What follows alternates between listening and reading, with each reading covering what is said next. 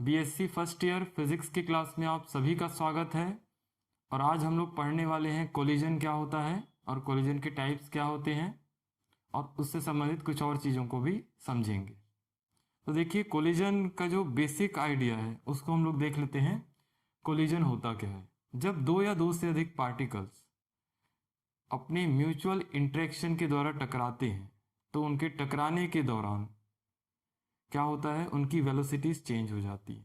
इसको हम कोलिजन कह सकते हैं या फिर संघट कह सकते हैं। ये दो प्रकार के होते हैं, इलास्टिक कोलिजन प्रत्यास्थ संघट और इनइलास्टिक कोलिजन अप्रत्यास्थ संघट। तो इलास्टिक कोलिजन को पहले देख लेते हैं एक बार हम। इलास्टिक कोलिजन में सिस्टम ऑफ पार्टिकल्स के कुल रैखिक संवेग तथा कुल गतिज ऊर्जा संरक्षित होती है, या फिर total linear momentum and total kinetic energy is conserve. ये सिस्टम की बात करेंगे कि अगर किन्हीं दो पार्टिकल्स में कोलिजन होता है और अगर वो इलास्टिक है तो ये दोनों कंडीशन को फॉलो करेंगे। Means total momentum of the system is constant, means P initial is equal to P final, and total kinetic energy of the system is constant, means kinetic energy initial is equal to kinetic energy final for particle of the system. inelastic collision में क्या होगा कि अप्रत्यास्थ संघट जिसमें केवल संवेग संरक्षित होता है या लीनियर मोमेंटम कंजर्व होता है, means P total is equal to constant, P initial is equal to P final. Kinetic energy total conserve या कांस्टेंट नहीं होती है, ये इस बात का जरूर ध्यान रखेंगे। ठीक है, उसको हम इनइलास्टिक कोलिजन कहेंगे। तो आज हम लोग डिस्कस करेंगे बहुत ही ब्रीफ पे इलास्टिक कोलिजन को और इनइलास्टिक कोलिजन को, और इसके संबंध में कुछ चीजें कि इसका उपयोग कहाँ होता है। तो इसका उपयोग अगर हम देखें, फिजिक्स की बहुत सारी ब्रांचेस में है। एटॉमिक फिजिक्स में होता है, न्यूक्लियर फिजिक्स में होता है। तो हम आज बेसिक आइडिया कि कोलिजन है क्या और कोलिजन से संबंधित जो एनर्जी कंजर्वेशन है उसके बारे में भी थोड़ा सा समझेंगे। ठीक है, तो इसको लिख लीजिए आप।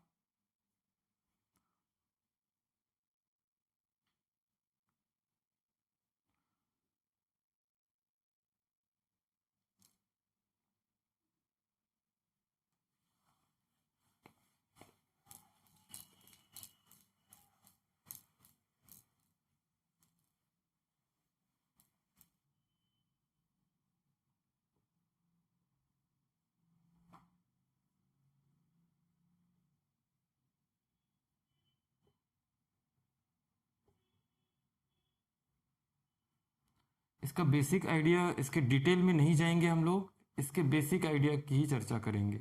ठीक है, कोलिजन मतलब कि दो पार्टिकल सिस्टम के लिए मैं यहाँ डिस्कस करूंगा। देखिए पहले कि एक पार्टिकल है इस तरह से, इसका मास है m1 और इसका मास है m2। ठीक है, दो पार्टिकल्स हैं m1 और m2 मास के। पार्टिकल m1 कहाँ जा रहा है? इधर u1 वेलोसिटी के साथ, और पार्टिकल m2 u2 वेलोसिटी के साथ। तो ये इनिशियली है, प्रारंभ में है, तो इसको क्या लिखेंगे हम लोग? बिफोर कोलिजन या फिर संघट के पहले।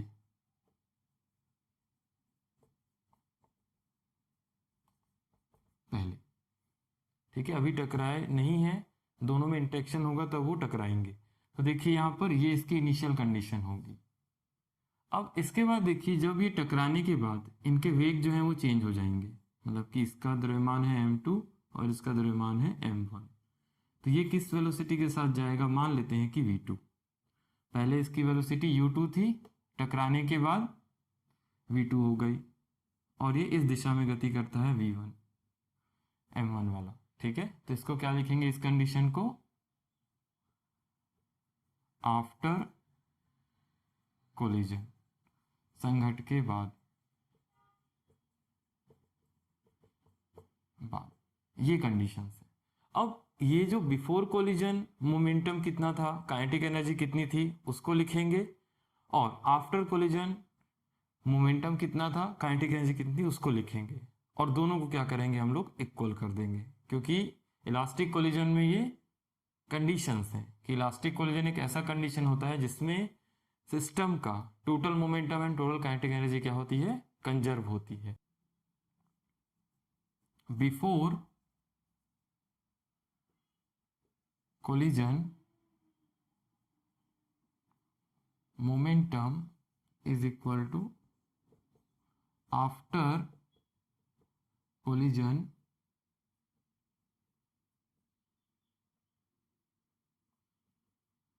momentum means संघट के पहले संवेग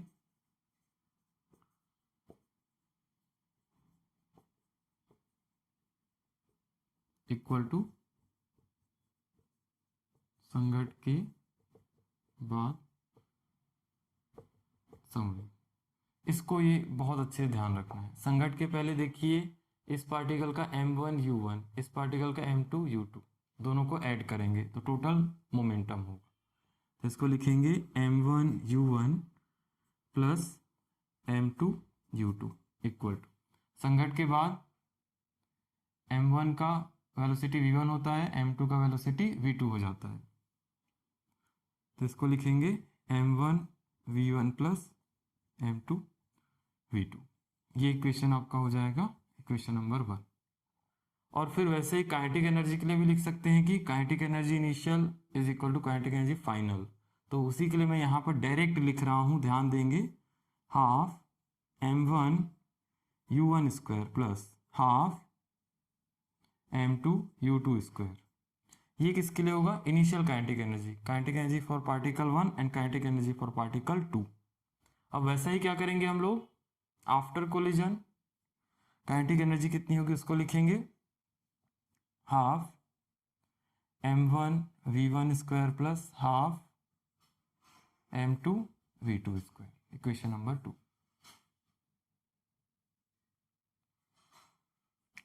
ठीक है, कोलिजन के दौरान ये चीज़ें बहुत ज़रूरी हैं कि हमें ये निकालने आना चाहिए, और मेरे ख्याल से अब ये पहले भी निकाल चुके हैं। तो इसकी सहायता से हम क्या करेंगे, v1 और v2 की वैल्यू को निकालेंगे। मतलब कि कोलिजन होने के बाद पार्टिकल m1 और m2 के वेलोसिटीज को निकालेंगे, और उसमें क्या रिलेशन होता है उसको हम लोग चर्चा कर चुके हैं पहले भी।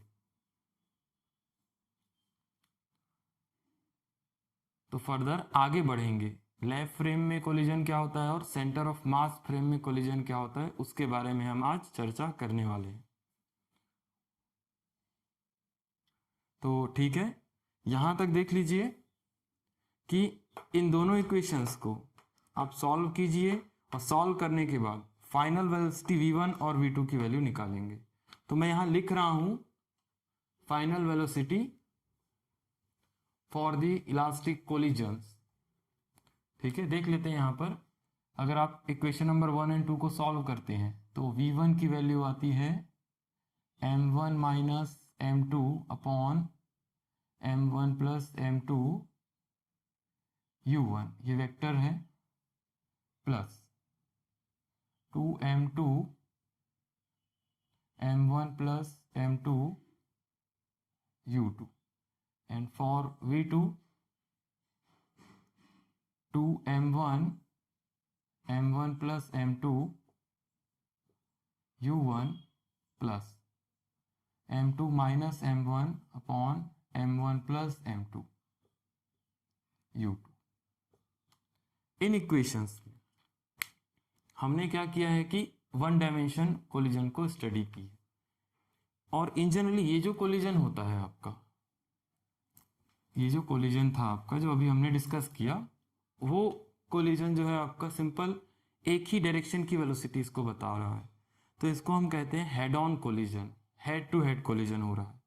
मतलब कि दो बॉल्स हैं और वो टकरा रही हैं इस तरह से, आप ये कह सकते हैं, और टकराने के बाद वो एग्जैक्टली अपोजिट दिशा में जा रही हैं। हमने इसकी स्टडी की, तो इसलिए हमारे पास जो v1 v2 मिलेगा वो टकराने के बाद अपोजिट दिशा में ही मिलेगा। लेकिन अगर ऐसी कोई कंडीशन होती इस तरह की, तो इसकी ये दोनों द्रव्यमान जो हैं वो क्या कर रहे हैं, साइड में टकरा के जा रहे हैं। तो टकराने के बाद क्या होगा कि ये इस दिशा में गति कर सकता है, ये इस दिशा में गति कर सकता है। तो इसी की स्टडी करनी है कि हेड ऑन कोलिजन के अलावा अगर कोई और कोलिजन होता तो वो जो कोलिजन है आपका 2 डायमेंशनली कन्वर्ट हो जाता। तो इसलिए हम लोग डिस्कस करेंगे कि 2 डायमेंशन कोलिजन क्या होता है और उसके बारे में लैब फ्रेम और सेंटर ऑफ मास फ्रेम के बारे में देखेंगे। इसको लिख लीजिए, फिर आगे डिस्कस करते हैं।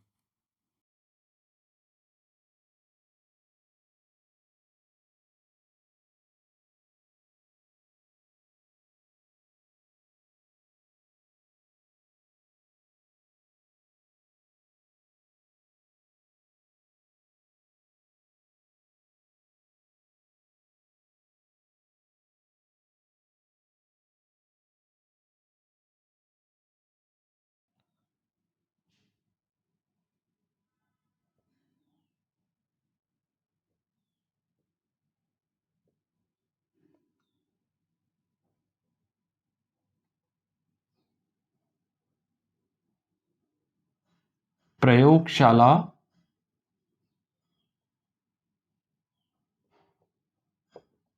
फ्रेम में प्रत्यास्थ संघट।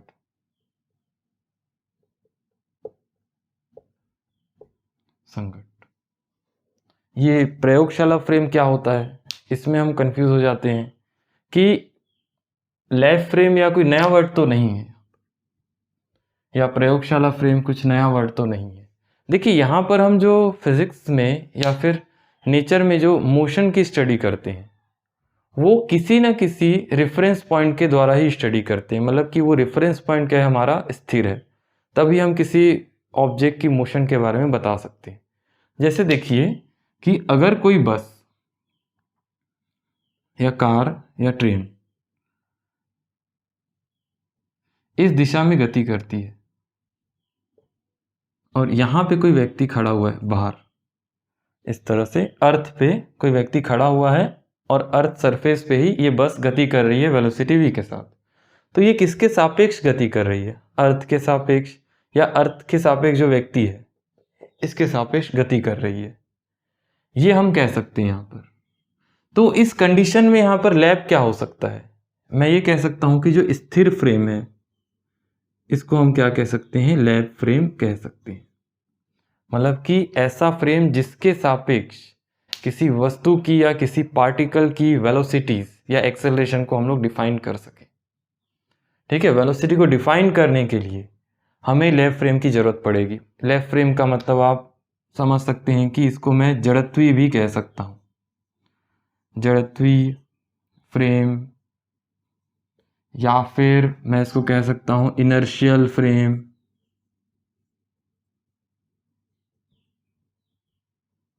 ठीक है, जैसा उसको दिखेगा वैसा ही बता रहा है, मतलब कि जिसमें न्यूटन के नियमों का पालन होता है। और स्टेशनरी फ्रेम को हम इन जनरली लैब फ्रेम कहते हैं। ये तो हो गई अर्थ की बात कि अर्थ सरफेस पे स्थिर अर्थ सरफेस है और उसमें बस गति कर रही है। अब मैं क्या करता हूँ कि ये रूम जहाँ पर मैं लेक्चर ले रहा हूँ इसमें क्या होता है कि ये रूम भी स्थिर है, तो ये रूम मेरे लिए क्या हो गया, लैब फ्रेम हो गया। ठीक है, और इस रूम के सापेक्ष मैं क्या करता हूँ, इस मार्कर को इस तरह से गति करवाता हूँ। देखिए मार्कर ऐसी गति कर रहा है, मतलब क्या हो गया कि वैसा ही आपको भी यही दिख रहा है, इस तरह से गति कर रहा है, लेकिन किसके सापेक्ष कर रहा है, लैब फ्रेम के सापेक्ष। तो यही हम कह रहे हैं कि ये इसके सापेक्ष इस प्रकार से गति करेगा। ठीक है, यही हमारा क्या होता है, लैब फ्रेम होता है। तो इसमें हम क्या करेंगे, एक स्पेशल केस की स्टडी करेंगे कि जो प्रत्यास्थ संघट में हमने जो पढ़ा था कि दो पार्टिकल एक दूसरे के रिस्पेक्ट में एक दूसरे को अप्रोच कर रहे हैं, हम क्या करेंगे कि एक पार्टिकल को स्थिर रख देंगे, एक पार्टिकल को उससे टकराएंगे इस तरह से। तो वहां पर हम स्टडी इस टाइप की करेंगे कि बिफोर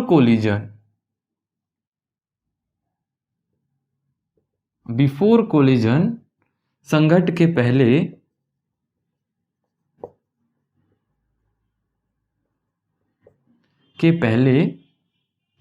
देखिए यहां पर मैंने क्या किया कि m2 द्रव्यमान का पार्टिकल है, इसकी वेलोसिटी है u2, जिसको मैंने 0 मान लिया। रेस्ट लैब फ्रेम के रिस्पेक्ट में ही बात कर रहे हैं, या फिर इसको हम यहां बना लेते हैं। संघट के पहले ये m2 द्रव्यमान का पार्टिकल है, u2 क्या है आपका 0 रेस्ट पे। तो देखिए यहाँ पर, और ये m1 द्रव्यमान का पार्टिकल है जो u1 वेलोसिटी के साथ इसको अप्रोच करेगा। तो लेफ्ट फ्रेम का मतलब क्या होगा आपका, कि ये किसी एक रूम में परफॉर्म किया जा रहा होगा, जिसको हम लैब कह रहे हैं या प्रयोगशाला कह रहे हैं, जो स्थिर है, मतलब कि किसी स्थिर फ्रेम के रिस्पेक्ट में ये प्रैक्टिकल परफॉर्म किया जा रहा होगा और कोई व्यक्ति उसको देख रहा होगा। तो ऑब्जर्वर उसको देख रहा होगा या प्रेक्षक उसको देख रहा होगा। तो देखिए यहाँ पर इस तरह से ये इनिशियल कंडीशंस हो गई बिफोर कोलिजन। तो इसके आधार पे हम क्या करेंगे, आफ्टर कोलिजन की स्टडी करेंगे कि ये इससे टकराएगा तो ये अपनी एनर्जी इसको दे देगा, लेकिन ये कोलिजन कैसा होगा, इलास्टिक होगा। तो ध्यान देंगे इधर कि आफ्टर कोलिजन क्या कंडीशन बनेगी। आफ्टर कोलिजन, संघट के बाद,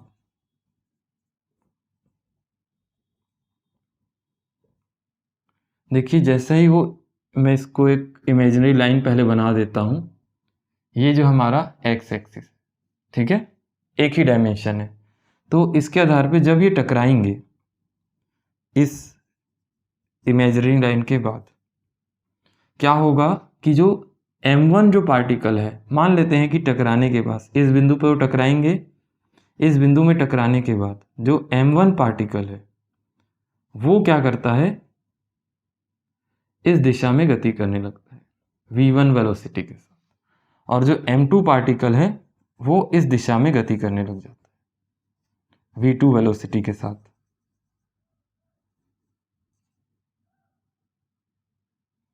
ठीक है, इस तरह से ये गति कर रहा है।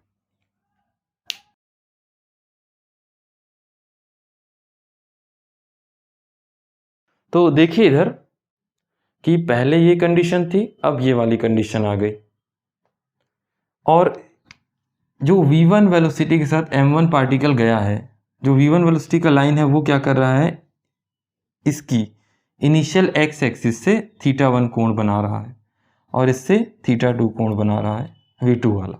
मतलब कि मैं यहाँ पर एक्सिस को भी डिफाइन कर देता हूँ, ये x एक्सिस हो गई और ये y एक्सिस हो गई। अब देखिए कोलिजन क्या हो गया आपका, 2 डायमेंशनल कोलिजन हो गया। मतलब कि m1 m2 दो पार्टिकल्स थे, हमारे पास सिस्टम था दो पार्टिकल का, एक पार्टिकल स्थिर था, एक पार्टिकल गति कर रहा था। तो बिफोर कोलिजन इनकी स्थिति ये थी, आफ्टर कोलिजन जब वो टकराए तो m2 इधर चला गया, m1 इधर चला गया, और दोनों क्या कर रहे हैं, एक्स अक्ष से, मैं इसको अगर एक्स अक्ष मान लूं ये इस तरह से, तो एक्स अक्ष से क्या कर रहे हैं, दोनों एंगल बनाते हुए सेपरेट हो रहे हैं।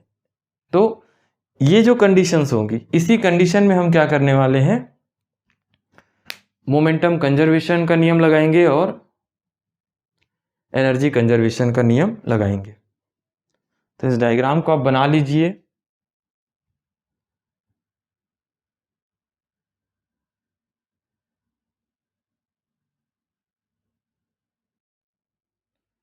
चलिए इसकी थ्योरी भी अभी लिख लेते हैं जो अभी हमने किया। ठीक है, प्रयोगशाला फ्रेम में माना कि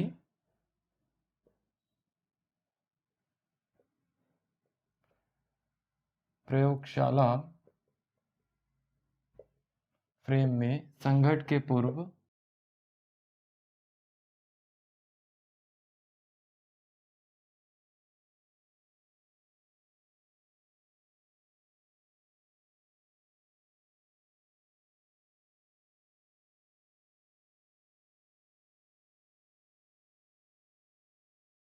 दिशा में θ2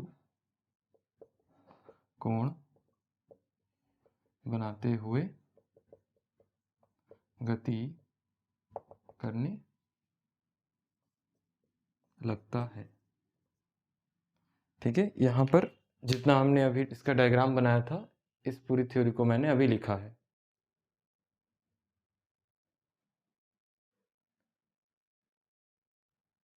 इंग्लिश में भी लिखाऊंगा अभी, पहले हिंदी वाले लिख लीजिए इसको।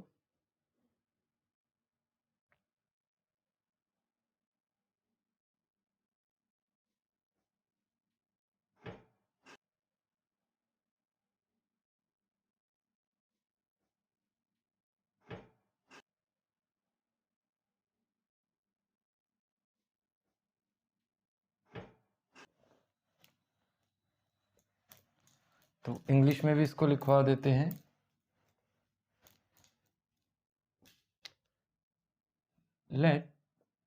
let us consider that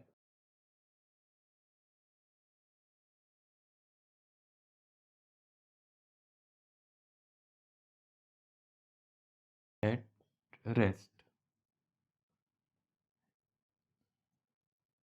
यहाँ तक हो गया। let us consider that in left frame before collision particle of mass m1 move with velocity u1 and particle mass m2 is at rest। after collision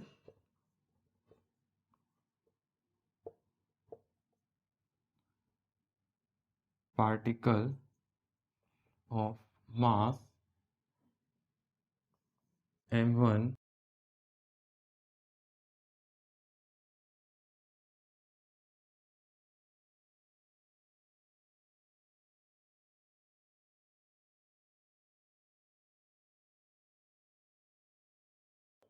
axis.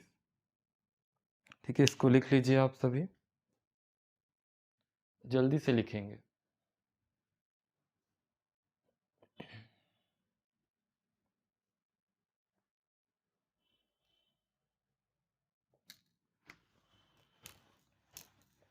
चलिए अब आगे देखते हैं। हमने जो डिस्कस किया था उसके संबंध में हम क्या करेंगे कि यहाँ पर दो डायरेक्शन है, एक x है और एक y है। तो x डायरेक्शन में कोलिजन हो रहा है क्या? हो रहा है। y डायरेक्शन में हो रहा है क्या? हो रहा है। कैसे हो रहा है देखिए, आफ्टर कोलिजन की कंडीशन को मैं डिस्कस कर रहा हूँ यहाँ पर। ध्यान देंगे इधर कि ये x एक्सिस है, ये हमारा इंडिकेशन होगा, ये x एक्सिस हो गया। ठीक है, अब देखिए पार्टिकल जो है इस पॉइंट में टकराकर ये m1 पार्टिकल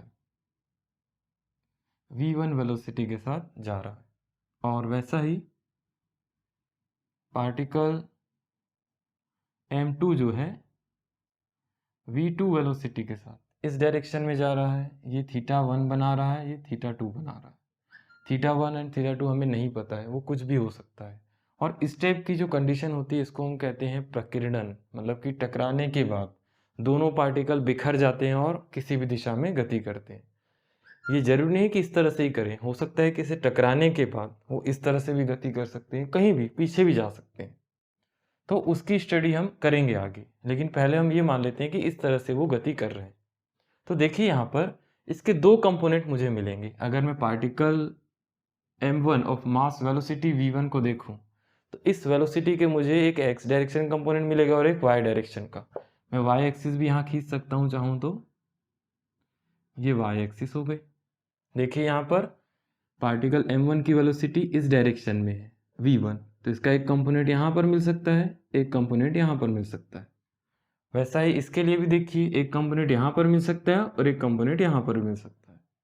तो इसके आधार पर ही देखेंगे हम लोग कि हमें दो टाइप के मोमेंटम मिलेंगे। पहला मोमेंटम x अक्ष के रिस्पेक्ट में मिलेगा और दूसरा मोमेंटम आपको y अक्ष के रिस्पेक्ट में मिलेगा। तो हम लोग क्या करेंगे, दो एक्सिस के रिस्पेक्ट में मोमेंटम कंजर्वेशन निकालेंगे। एनर्जी कंजर्वेशन के लिए वेक्टर की जरूरत नहीं पड़ेगी, एनर्जी जो होगी आपका वेक्टर क्वांटिटी नहीं है। लेकिन मोमेंटम क्या है, आपका एक वेक्टर क्वांटिटी है, तो हमें x डायरेक्शन के लिए भी निकालना पड़ेगा और y डायरेक्शन के लिए भी। तो x डायरेक्शन के लिए पार्टिकल m1 के लिए मोमेंटम कितना हो सकता है, देखिए यहाँ पर पार्टिकल m1 का आफ्टर कोलिजन मोमेंटम कितना है इस डायरेक्शन में, मैं लिख सकता हूँ m1 v1 और cos θ1, और इसके परपेंडिकुलर दिशा में y दिशा में m2 v2 cos θ1, sorry m1 v1 होगा। y दिशा में कितना होगा, m1 v1 मैग्नीट्यूड सेम होगा और ये साइन θ1। ठीक है, ये ध्यान देंगे। और वैसा ही y दिशा में इसके लिए, ठीक है, ध्यान देंगे इधर, इसका जो एक कंपोनेंट होगा v2 की दिशा में ये वाला मिलेगा, मतलब कि m2 v2 cos θ2, और इसके परपेंडिकुलर दिशा में m2 v2 sin θ2। ये बहुत आसान है, देखिए यहाँ पर जो y कंपोनेंट है, ये जो मोमेंटम है y कंपोनेंट का, वो यहाँ से ऊपर की दिशा में है और ये नीचे की दिशा में, तो ये एक दूसरे को कैंसिल कर देते हैं, ठीक है, और ये दोनों क्या होंगे, ऐड हो जाएंगे। तो x डायरेक्शन के लिए मोमेंटम कंजर्वेशन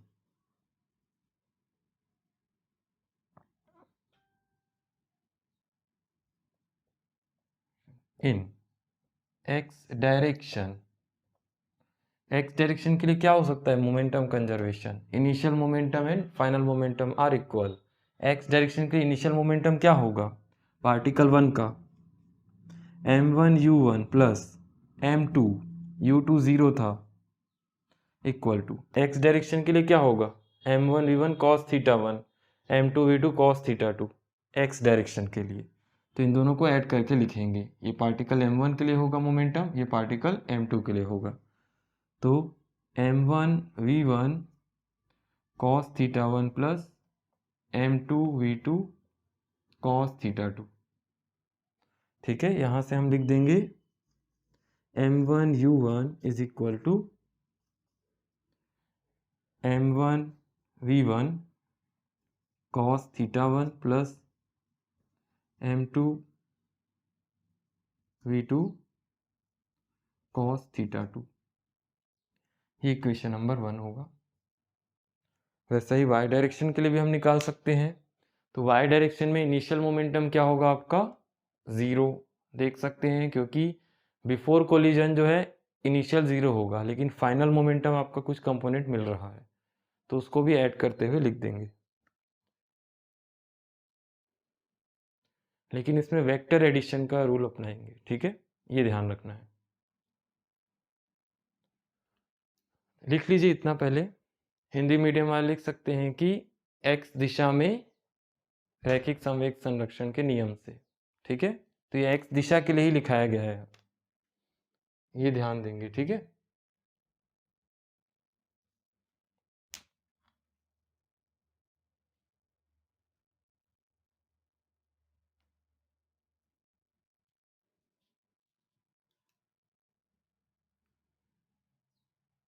तो ये डायग्राम आप सभी को क्लियर है। y दिशा में देखिए, हमको केवल जो कंपोनेंट है वो कब मिलेगा, y दिशा में हम कंपोनेंट कब मिलेगा, जब वो संघट हो जाएगा। संघट होने से पहले y दिशा का कोई भी अस्तित्व नहीं था, ठीक है ना, क्योंकि पार्टिकल m2 स्थिर था, m1 इधर आ रहा था, तो केवल इस दिशा में ही गति थी संघट के पहले।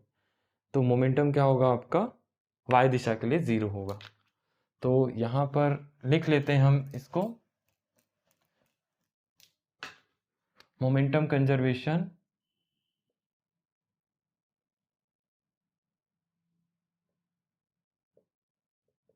इन y direction.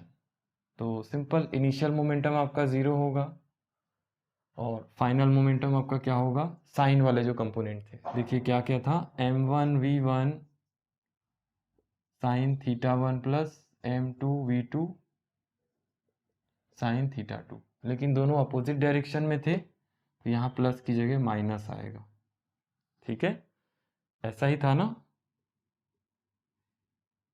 m1 v1 sine theta 1 इस पॉइंट से, और ये था m2 v2 साइन थीटा 2। देखिए दोनों मोमेंटम को बता रहे हैं y कंपोनेंट के, तो दोनों y कंपोनेंट के मोमेंटम, ये ऊपर की दिशा में है और ये नीचे की दिशा में, ये पॉजिटिव y की तरफ है, तो ये नेगेटिव y की तरफ है, तो इसमें नेगेटिव साइन भी लगेगा एक ठो, ठीक है। मीन्स इसको सॉल्व करेंगे तो ये इस तरह से उसको लिखा जा सकता है, m1 v1 sine theta 1 equal to m2 v2 sine theta 2, equation number 2। इसके बारे में हमें बस थोड़ा सा डिस्कशन और करना है, और इक्वेशन नंबर 1 को मैं यहीं लिख देता हूँ, m1 u1 equal to m1 v1 cos theta 1 plus m2 v2 cos theta 2।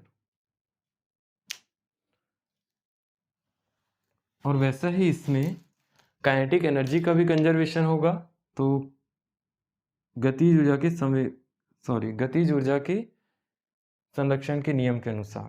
तो आप क्या लिख सकते हैं इसमें, कंजर्वेशन ऑफ काइनेटिक एनर्जी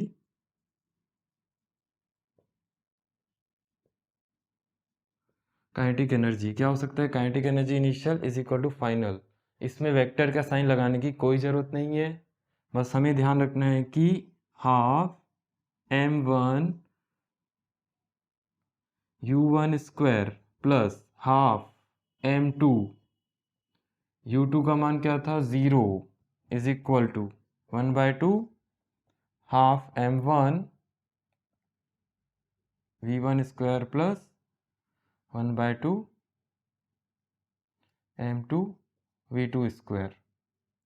बस इतना ध्यान रखना है हमें। ये आपका कंजर्वेशन लॉज होगी, मतलब कि कंजर्वेशन लॉज निकालने के लिए देखिए यहाँ पर हमें कुछ ज़्यादा चीज़ों की ज़रूरत नहीं है, ठीक है। तो हमें क्या क्या चाहिए, देखिए यहाँ पर θ1 और θ2 की वैल्यू अगर हमें पता चल गई तो हम लोग फिर से वैसा ही जो इलास्टिक कोलिजन इसके पहले मैंने आपको इक्वेशन निकाल के दिखाया था उसी टाइप का कुछ इक्वेशन मिलेगा और उसकी सहायता से हम निकाल सकते हैं। लेकिन ये थोड़ा सा कॉम्प्लिकेट भी हो जाएगा क्योंकि हमें θ1 θ2 की वैल्यू को निकालनी पड़ेगी। तो हम क्या करेंगे कि इस लैब फ्रेम के रिस्पेक्ट में कोलिजन निकालने के बाद क्या करते हैं, हम द्रव्यमान केंद्र के रिस्पेक्ट में इसको निकालते हैं।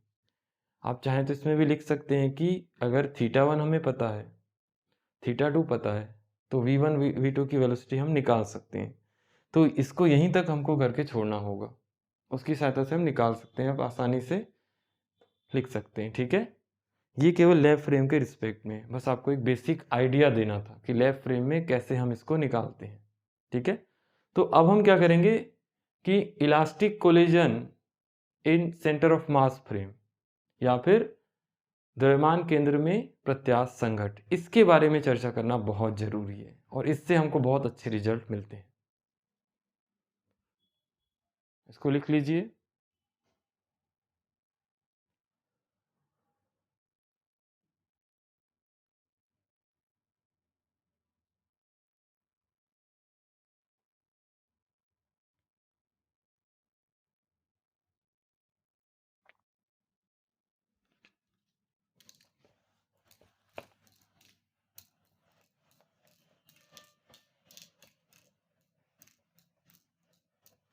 तो इसके बाद अब हम लोग डिस्कस करते हैं इसको सेंटर ऑफ मास फ्रेम के रिस्पेक्ट में। जैसे देखते हैं इलास्टिक कोलिजन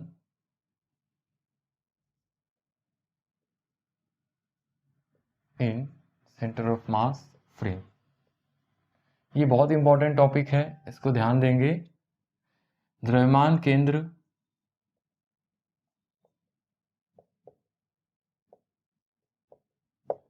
फ्रेम में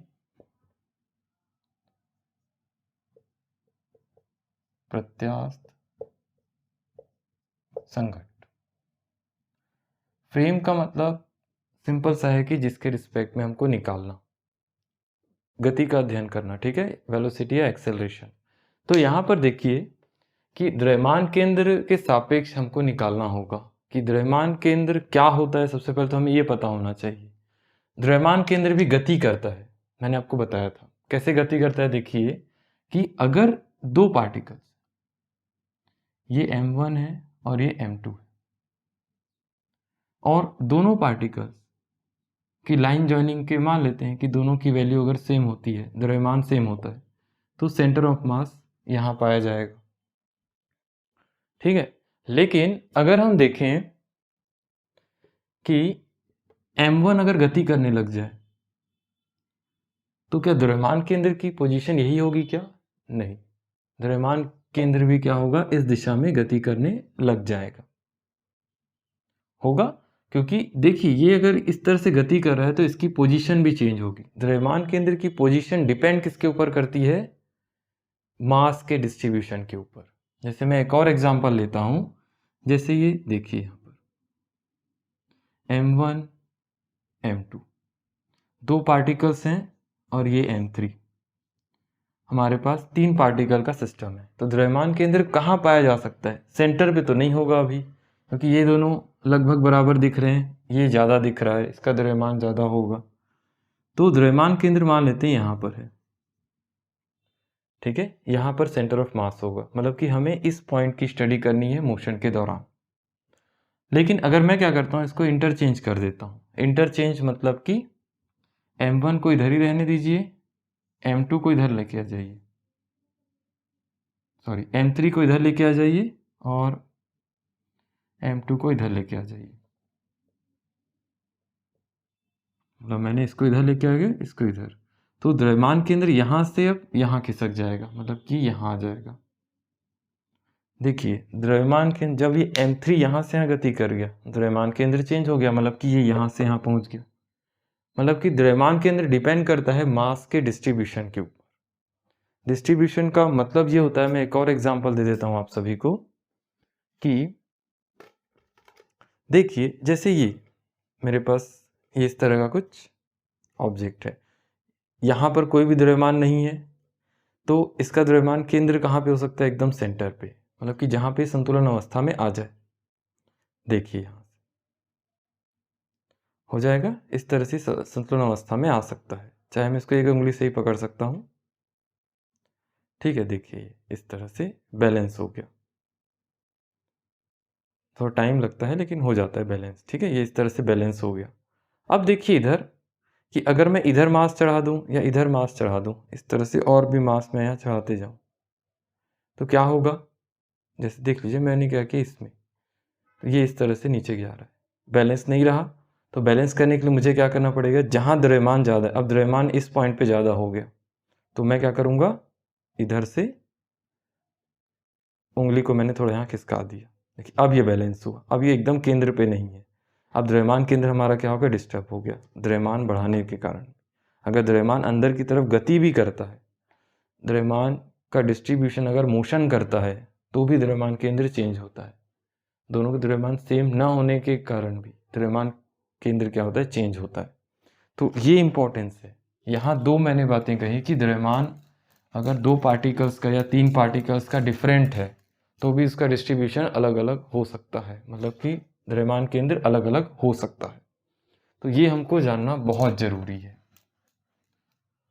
तो फिर से कोलिजन की बात करनी है, हमें कुछ ज़्यादा कुछ नहीं करना है। तो द्रव्यमान केंद्र के सापेक्ष अभी तक हमने क्या डिस्कस किया था, सबसे पहले ध्यान से देखेंगे कि द्रव्यमान केंद्र गति करता है, मैंने आपको बता दिया। अब ध्यान से देखेंगे कि दो कंडीशंस थी, मैंने आपको बस वाला एक कंडीशन बताया था। बस वाले कंडीशन में क्या था कि एक व्यक्ति बस के अंदर बैठा था और बस की वेलोसिटी थी v, ठीक है, और एक पर्सन यहाँ नीचे खड़ा था। बस की वेलोसिटी किसके रिस्पेक्ट में बताई जा रही है, या इस व्यक्ति की वेलोसिटी किसके रिस्पेक्ट में बताई जा रही है, इस स्टेशनरी पर्सन के, मतलब कि मैं इसको क्या कहूँगा, लैब फ्रेम, ठीक है। हमने जो इसके पहले स्टडी की वो इस टाइप की स्टडी की थी कि अगर बस इस तरह से गति कर रही है, लेकिन अगर मैं इस पर्सन से पूछूं, इसको मैं अगर द्रव्यमान केंद्र ही मान लूं, इसके सापेक्ष में पूछूं, जो वेलोसिटी v के साथ गति कर रहा है, इससे पूछूं कि इसकी गति कितनी है, तो ये कितना बताएगा। एक्चुअल में बस यहाँ गति कर रही है, तो इनके बीच की डिस्टेंस क्या होगी, कम होती जाएगी, तो ये क्या बताएगा कि ये जो व्यक्ति है वो -v वेलोसिटी के साथ इसके पास आ रहा, जबकि है स्टेशनरी लेफ्ट फ्रेम के सापेक्ष। ध्यान से सुनिएगा बात को, लेफ्ट फ्रेम के सापेक्ष ये स्टेशनरी है, लेकिन इसके सापेक्ष जो पहले से ही गति कर रहा है उसके सापेक्ष इसका वेग कितना होगा, -v, और इसके पास आते जाएगा।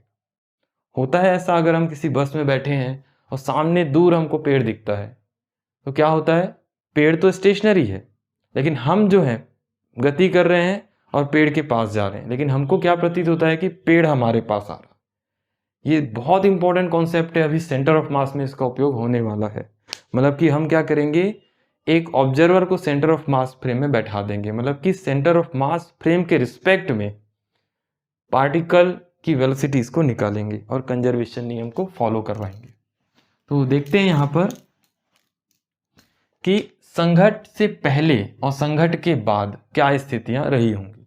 तो समझिए यहाँ पर मैं यहाँ अच्छे से डायग्राम पहले बना देता हूँ। बिफोर कोलिजन, इसको समझना बहुत जरूरी है। संघट के पहले, संघट्ट के पूर्व लिख देते हैं। देखिए कंडीशन क्या है कि एक पार्टिकल है m1 मास का और एक पार्टिकल है m2 मास का, इसकी वेलोसिटी u2 क्या है, 0 है रेस्ट पे। ठीक है, अब देखिए यहां पर इसकी वेलोसिटी कितनी है, u1, मतलब कि इनिशियली इस तरह से गति कर रहा है और ये इनकी लाइन ज्वाइनिंग हो गई। तो मान लेते हैं कि सेंटर ऑफ मास यहां पर है, मैं यहां सेंटर ऑफ मास लिख देता हूं और एक पर्सन को यहां खड़े कर देता हूं। तो देखिए इससे क्या प्रतीत होगा कि जब ये मास इसके तरफ गति करेगा u1 वेलोसिटी के साथ, ठीक है, और सेंटर ऑफ मास भी क्या करेगा, इस दिशा में गति करेगा। कौन सी वेलोसिटी के साथ, v सेंटर ऑफ मास मान लेते हैं। लेकिन सेंटर ऑफ मास के रिस्पेक्ट में तो जो व्यक्ति है वो तो स्टेशनरी रहेगा, तो इसके सापेक्ष कौन गति करेगा, ये m2 मास, और ये m2 मास किस वेग के साथ गति करेगा, v2 सेंटर ऑफ मास के रिस्पेक्ट में। इसको हम माइनस भी लिख सकते हैं। मतलब अब हमारे पास जो नई कंडीशन हो गई कि सेंटर ऑफ मास के रिस्पेक्ट में m1 की वेलोसिटी भी चेंज हो जाएगी, u1 नहीं रहेगी, और इसकी वेलोसिटी भी u2 न होकर माइनस v सेंटर ऑफ मास हो गई। ये हमें समझना है कि सेंटर ऑफ मास के रिस्पेक्ट में इसकी वेलोसिटी जो पहले u1 थी, u1 किसके सापेक्ष है, लैब फ्रेम के सापेक्ष। मैं यहां पर एक पर्सन को भी बना देता हूं, ये लैब फ्रेम है। तो यहां पे समझने की कोशिश कीजिएगा, लैब फ्रेम के सापेक्ष u1 u2 है वेलोसिटीज, u2 0 है, u1 इतना है। लेकिन अगर सेंटर ऑफ मास के फ्रेम के सापेक्ष देखें तो इसकी वेलोसिटी चेंज हो जाएगी। तो जो पार्टिकल m1 की वेलोसिटीज है, m1 वेलोसिटी इनिशियल की बात कर रहे हैं, तो u1 डैश होगी। देखिए यहां पर u1 का डायरेक्शन ये है, सेंटर ऑफ मास का डायरेक्शन आपका क्या होगा, अगर ये इधर गति कर रहा है तो सेंटर ऑफ मास इसको अपोजिट डायरेक्शन में आते हुए प्रतीत होगा। तो इसको लिख सकते हैं u1 minus v centre of mass. ये बहुत इंपॉर्टेंट है।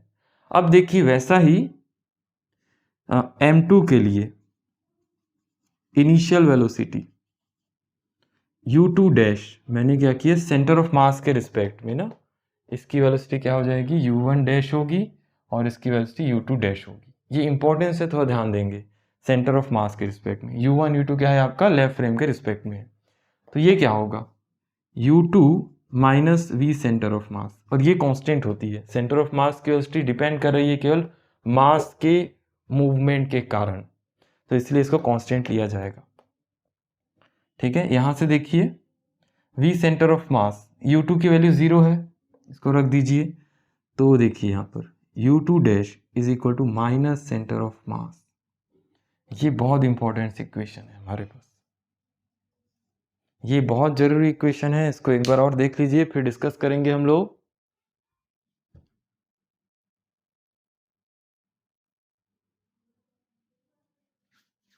u1 डैश क्या है और u2 डैश क्या है आपका, velocities of the particle before collision in the centre of mass frame और with respect to the centre of mass frame. ये बहुत इंपॉर्टेंट कॉन्सेप्ट है, इसको थोड़ा ध्यान से समझिएगा। ठीक है, देखिए एक बार और देख लीजिए इसको कि हमने क्या लिखा है इसमें कि बिफोर कोलिजन पार्टिकल m1 क्या कर रहा है, u1 वेलोसिटी के साथ मूव कर रहा है और u2 क्या है, रेस्ट पे है। किसके रिस्पेक्ट में, लेफ्ट फ्रेम के रिस्पेक्ट में। लेकिन अगर हमें जैसे पार्टिकल अगर यहाँ गति करता है तो इसका सेंटर ऑफ मास होगा वो भी तो गति करेगा, तो सेंटर ऑफ मास फ्रेम के रिस्पेक्ट में इसकी जो वेलोसिटीज होगी वो क्या होगी आपकी, सिंपल सा है कि ये m1 और m2 की रिलेटिव वेलोसिटीज होंगी, आपेक्षिक वेग होंगे। मतलब कि m1 की जो वेलोसिटी होगी सेंटर ऑफ मास के रिस्पेक्ट में u1 डैश मानी गई, मतलब इसको मैं क्या कहूंगा, u1 dash is the relative velocity with respect to the centre of mass and u2 dash is the relative velocity with respect to the centre of mass. इसको मैं पूरा लिखवाऊंगा, आप टेंशन मत लीजिए। बस यहाँ पर ये ध्यान रखना है कि इसके रिस्पेक्ट में u1 डैश है, इसके रिस्पेक्ट में u2 डैश है। और अभी तक हम जितना डिस्कस किए थे u1 u2 को, वो क्या था आपका, लेफ्ट फ्रेम के रिस्पेक्ट में था। लेफ्ट फ्रेम क्या होता है, स्टेशनरी होता है। ठीक है, तो इसको ध्यान रखना है कि u1 डैश और u2 डैश की सहायता से अब आगे का जितना भी प्रॉब्लम्स होगा हम सॉल्व करेंगे। और सेंटर ऑफ मास फ्रेम में हमको दो कंडीशन लेके चलनी होगी कि वे सेंटर ऑफ मास की जो वेलोसिटी होगी VCM वो क्या होगी, कांस्टेंट होगी, और साथ में हमें ये भी मान के चलना है, या फिर सेंटर ऑफ मास फ्रेम में ये होता है कि जो total momentum of the system is equal to 0 होता है। टोटल मोमेंटम क्या होता है आपका सिस्टम का, 0 होता है। उसको भी मैं डिस्कस करूंगा अभी।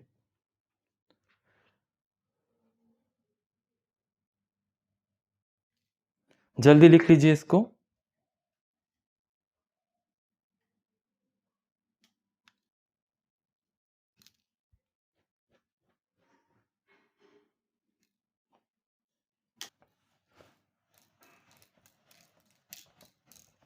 मैं इसको लिखवा देता हूं आप सभी को।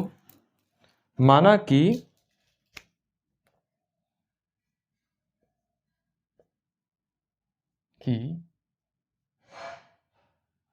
प्रयोगशाला फ्रेम में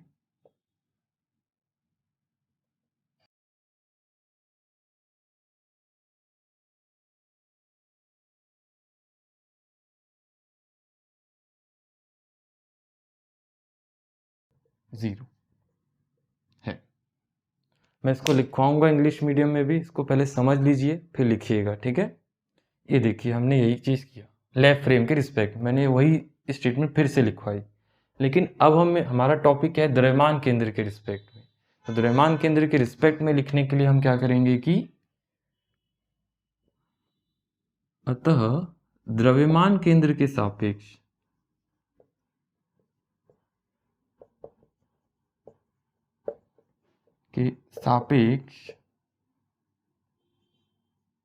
कण m1 का आपेक्षिक वेग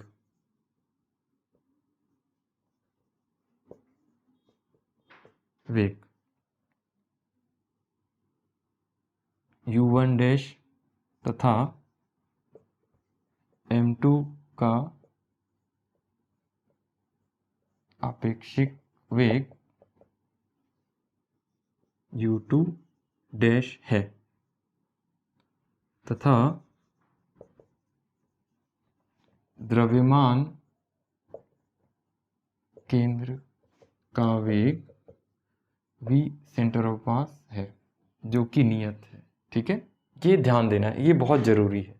तो इसकी सहायता से हमने क्या लिखा, before collision u1 dash is equal to u1 minus v centre of mass and u2 dash is equal to u2 minus v centre of mass, या फिर इसको लिख सकते हैं हम लोग u2 dash is equal to minus v centre of mass. इसको ध्यान रख लेंगे आप।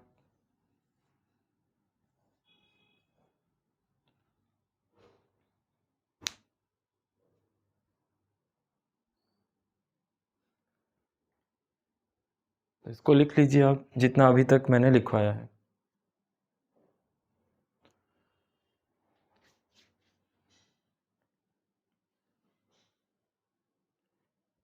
ये जो ऊपर की 3 लाइन लिखी है वो प्रयोगशाला फ्रेम के लिए है, और नीचे की जो 3 लाइन लिखी है वो द्रव्यमान केंद्र फ्रेम के लिए है।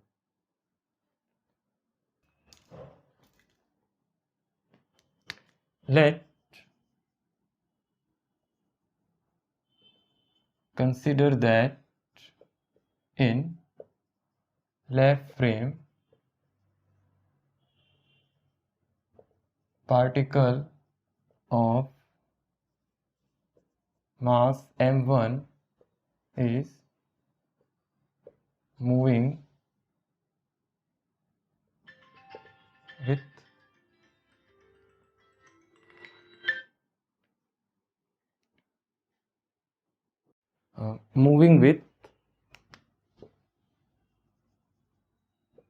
velocity u1 and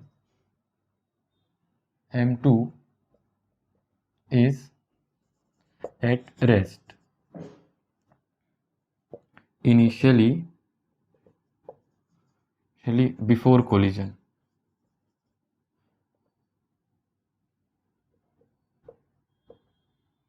and the velocity of particle m1 with respect to the center of mass frame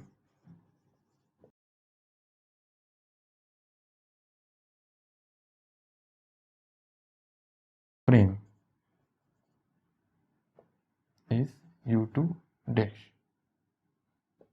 that is, इसको लिख लीजिए आप सभी।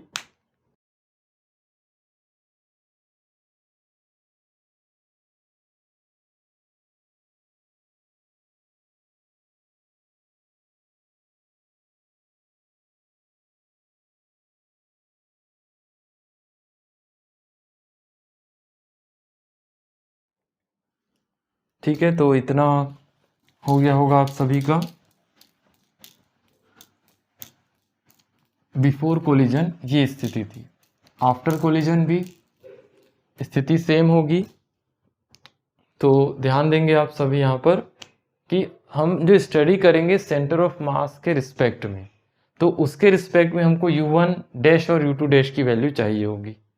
ठीक है, तो यहाँ कोई अंतर कुछ नहीं होगा, लेकिन बस सेंटर ऑफ मास फ्रेम के रिस्पेक्ट में हमको निकालना है। तो यहाँ एक बहुत इंपॉर्टेंट टॉपिक जो हम डिस्कस करने जा रहे हैं आज, ध्यान देंगे आप सभी कि जब m1 और m2, अब क्या हो रहा है देखिए, सेंटर ऑफ मास फ्रेम के रिस्पेक्ट में। ठीक है, मैं इसको u1 डैश लिखूंगा और इसको u2 डैश, दोनों गति कर रहे हैं सेंटर ऑफ मास के रिस्पेक्ट में। u1 की वैल्यू आपको बताएगी कितनी थी, u1 minus v centre of मास, और u2 की minus v centre of mass, क्योंकि लेफ्ट फ्रेम के रिस्पेक्ट में इसकी u2 की वैल्यू क्या है आपकी 0 है। तो अब देखिए यहाँ पर ये दोनों वेलोसिटीज जो है रिलेटिव वेलोसिटी है, आपेक्षिक वेग है, ये बहुत इंपॉर्टेंट है, ध्यान देंगे इधर। ठीक है, अब देखिए यहाँ पर जब वो टकराएंगे तब क्या होगा कि सेंटर ऑफ मास फ्रेम के रिस्पेक्ट में, ये बिफोर कोलिजन था, आफ्टर कोलिजन देख लेते हैं।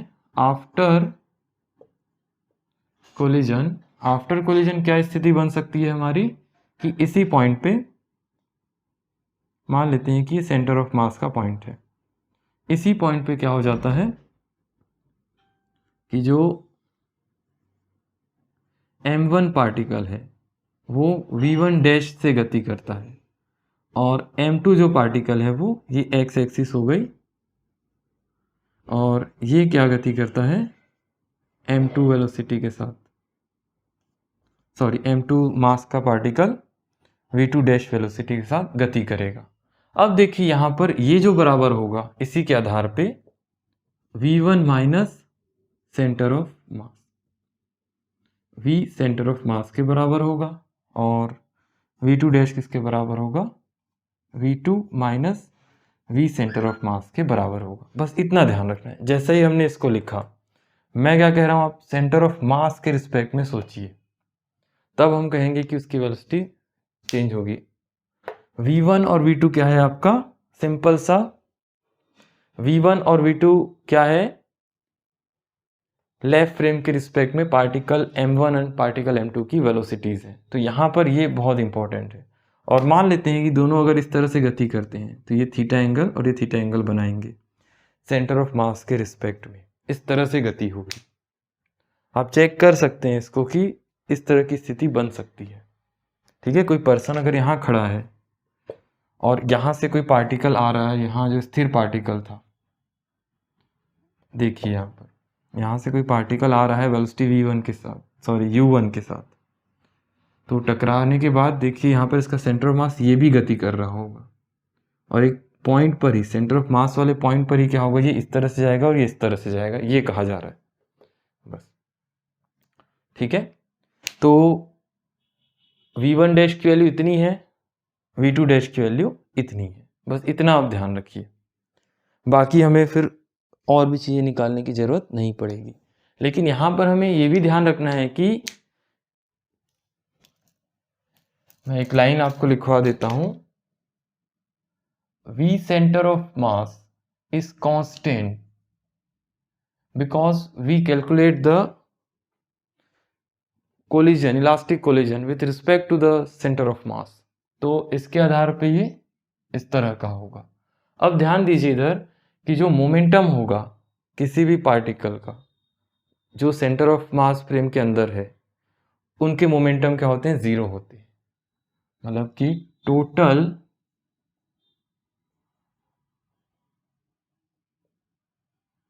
Momentum of system of particle in centre of mass frame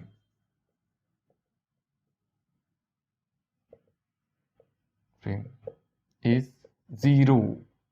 zero क्यों होंगे इसके बारे में भी बताएंगे, हिंदी में भी लिख लीजिए।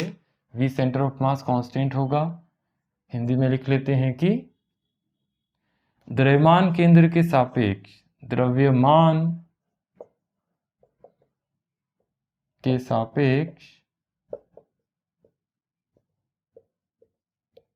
निकाय का कुल संवेग शून्य होता है। कंजर्वेशन का नियम हम पढ़ चुके हैं। कंजर्वेशन के नियम में एक्सटर्नल फोर्स जीरो होता है, ठीक है। तो इसलिए वहां पर हम लोग इंटरनल फोर्स को नेग्लेक्ट करके चलते हैं। अगर दो पार्टिकल्स हैं, इंटरेक्ट कर रहे हैं m1 और m2, और हमने सेंटर ऑफ मास का कॉन्सेप्ट ले लिया, तो ये पार्टिकल इस पर बल लगाएगा, ये पार्टिकल इस पर बल लगाएगा, ये m इस तरह से। तो न्यूटन के तीसरे नियम के according internal force of the system F12 is equal to F21, total force external force F12 plus F21 is equal to zero. मतलब कि फोर्स क्या है आपका, जीरो है। फोर्स जीरो होने का मतलब क्या होता है कि मोमेंटम में चेंज भी जीरो होगा। तो इसका मीनिंग क्या होगा कि द्रव्यमान केंद्र के सापेक्ष, क्योंकि हमें अब द्रव्यमान केंद्र की स्टडी करनी, उसकी गति की स्टडी करनी है। बाकी पार्टिकल को इसके रिस्पेक्ट में स्थिर माना जाता है, तभी तो द्रव्यमान केंद्र गति कर पाएगा, ठीक है। तो इसलिए इसको जीरो कहा गया। टोटल मोमेंटम, इसका मोमेंटम ऐड कीजिए, बिफोर कोलिजन भी जीरो होगा, आफ्टर कोलिजन भी जीरो होगा। मतलब कि total momentum of the system is always zero.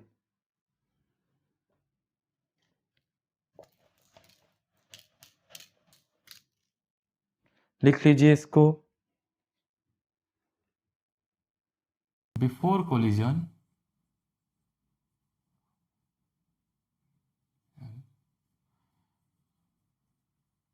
Conservation of momentum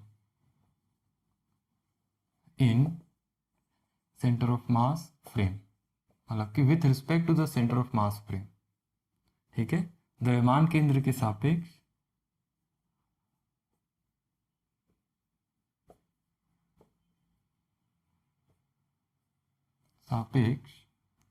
द्रव्यमान केंद्र के सापेक्ष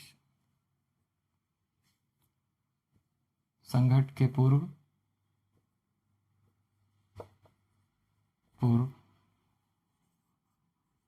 कुल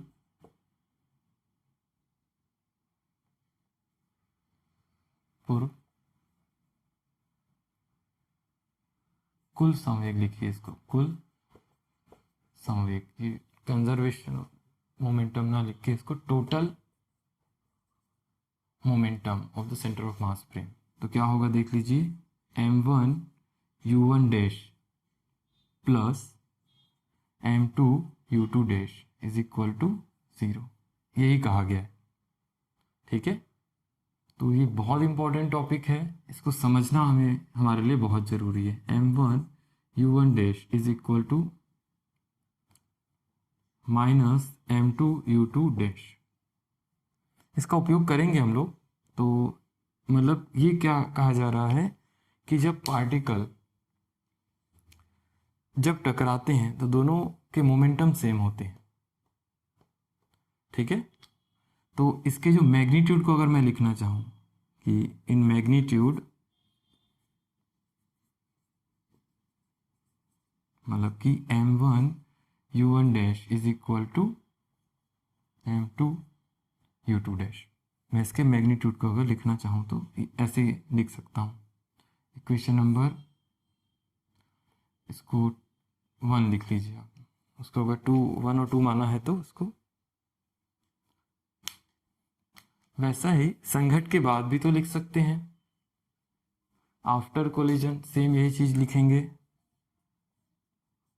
आफ्टर कोलिजन क्या लिख सकते हैं, m1 v1 dash is equal to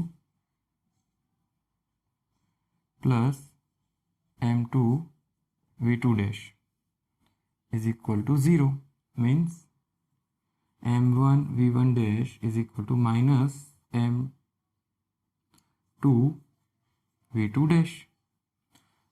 इसको भी आप क्या कीजिए, m1 v1 dash is equal to m2 v2 dash. मैंने क्या किया, इसके मैग्नीट्यूड को बस लिखा है। इक्वेशन नंबर 2, इसको ये मान के चलिए, इसको जल्दी से लिख लीजिए। तो मैंने क्या किया, यहाँ पर इस टाइप की कंडीशन को लिखा। अभी सेंटर ऑफ मास कहाँ पर है अगर हमको देखना है तो ये, तो इस इक्वेशन में सेंटर ऑफ मास कहाँ पर है, u1 dash is equal to u1 minus v centre of mass and u2 dash is equal to minus v centre of mass. ठीक है, जितनी भी वेलोसिटीज हैं डैश डैश वाली, वो सब क्या है, आपकी सेंटर ऑफ मास वाली वेलोसिटीज हैं। और इसको लिख सकते हैं हम लोग v1 dash is equal to v1 minus v centre of mass and v2 dash is equal to v2 minus v centre of mass, क्योंकि v2 की वैल्यू 0 नहीं थी, u2 की वैल्यू 0 थी।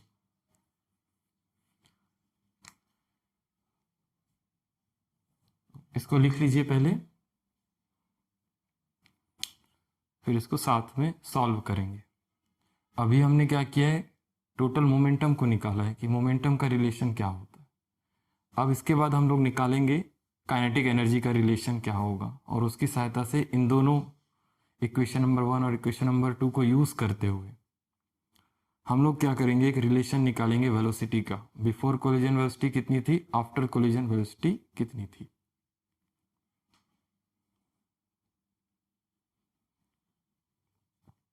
तो आई होप हो गया होगा आप सभी का, तो इसको ध्यान रखेंगे।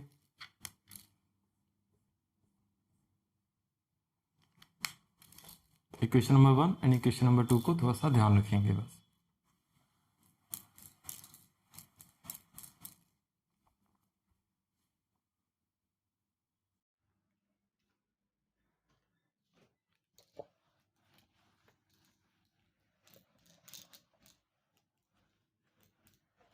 चलिए अब देखिए यहाँ पर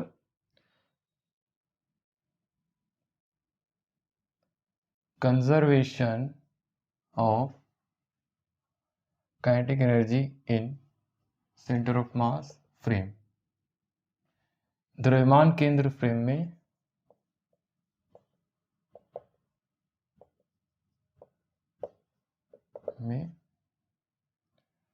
गतिज ऊर्जा का संरक्षण या गतिज ऊर्जा के संरक्षण नियम से initial kinetic energy in centre of mass frame,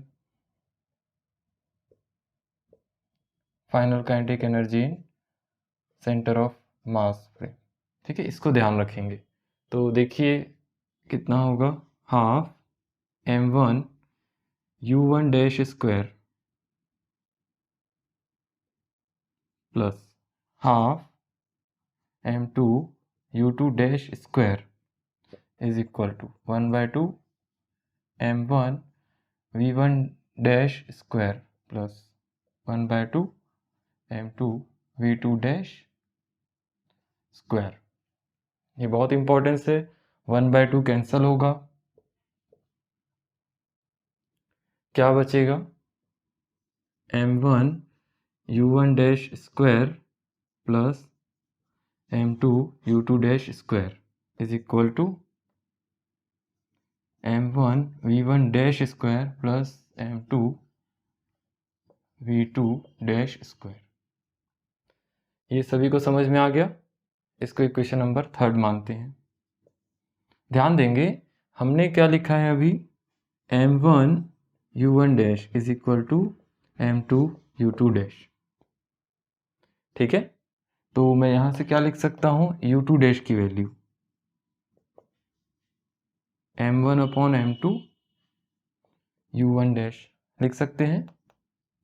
और आफ्टर कोलिजन मोमेंटम का रिलेशन क्या लिखा है, m1 v1 dash is equal to m2 v2 dash. तो यहां से मैं v2 डैश की वैल्यू कितनी लिख सकता हूं, m1 upon m2 v1 dash, ये लिख सकता हूं क्या। तो u2 डैश और v2 डैश की वैल्यू आप क्या कीजिए, इक्वेशन नंबर 3 में रखिए और क्या रिलेशन आता है उसको देखेंगे। तो इतना लिख लीजिए, फिर सॉल्व करते हैं। ठीक है, u2 डैश की वैल्यू और v2 डैश की वैल्यू आपको इक्वेशन नंबर 3 में रखना है और कितना आ रहा है उसको देखेंगे।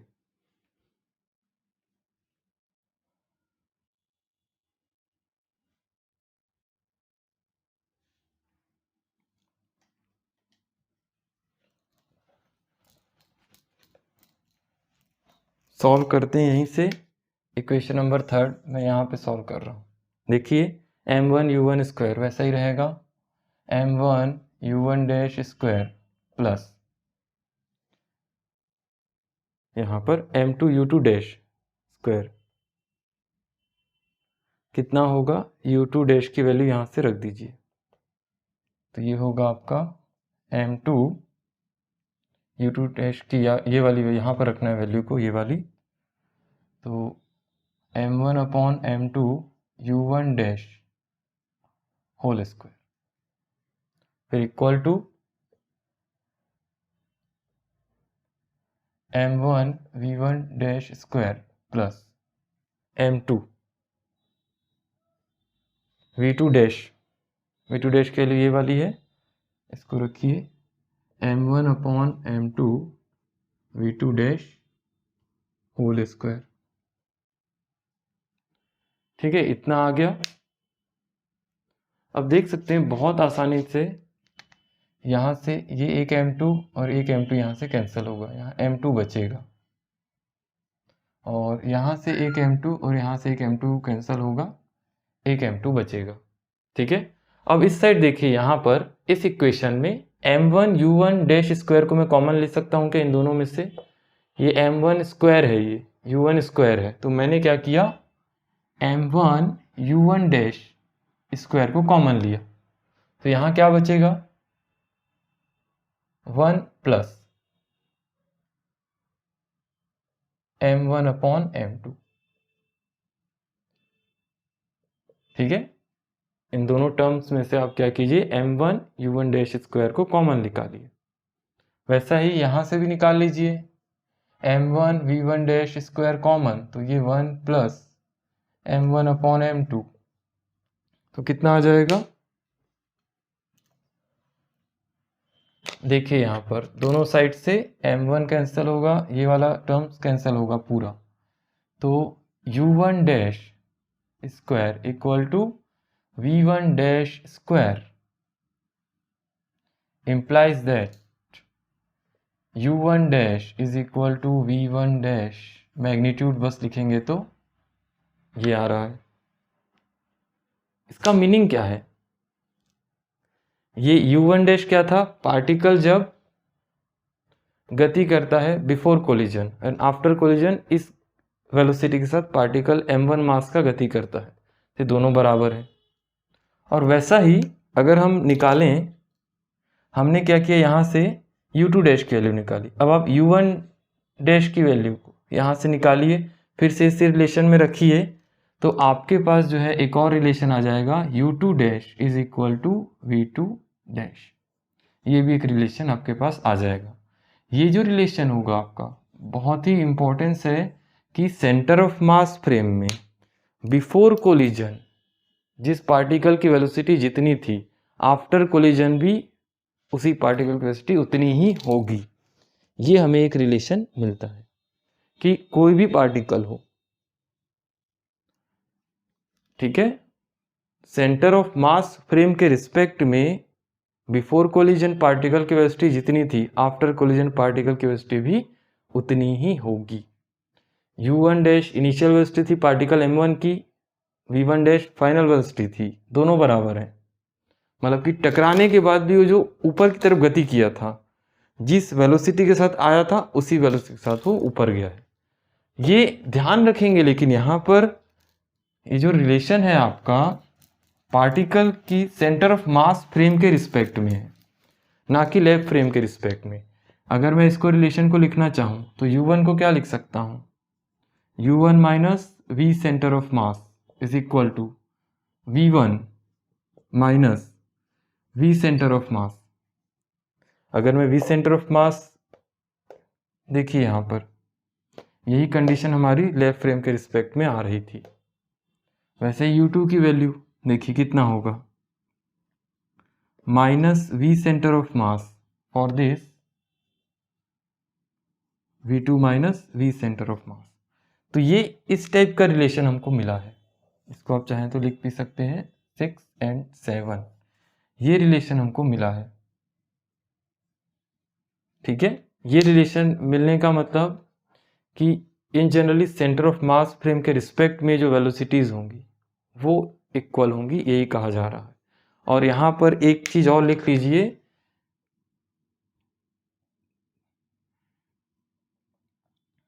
velocity of the particle, velocity of the particles does not change with in center of mass frame। इसीलिए मैंने कहा कि मोमेंटम आपका क्या होता है, शून्य होता है, उसको हमने लेके चला। या फिर द्रव्यमान केंद्र के सापेक्ष कण के वेग में कोई परिवर्तन नहीं होता है। द्रव्यमान केंद्र के सापेक्ष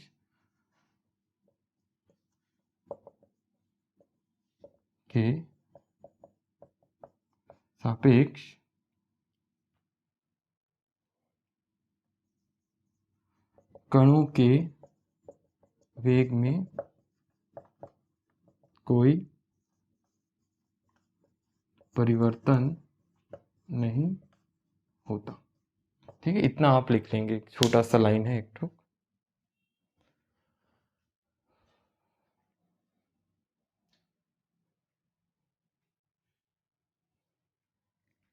तो आई होप आप सभी को ये समझ में आया होगा। हमको इतना ही बस निकालना था इक्वेशन नंबर 4 और 5 को।